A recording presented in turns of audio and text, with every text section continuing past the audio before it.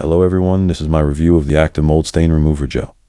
I appreciated how thick and gel-like the formula is. It stays put on vertical surfaces, which is crucial when tackling mold or mildew in tricky spots like shower seals, grout lines, or front loader washer gaskets.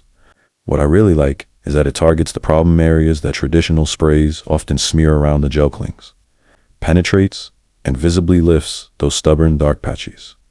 For me, that meant less scrubbing and fewer repeat attempts. Another win, the versatility. I used it in the bathroom around the caulk and grout, and also applied it inside the washer seal where moisture builds up.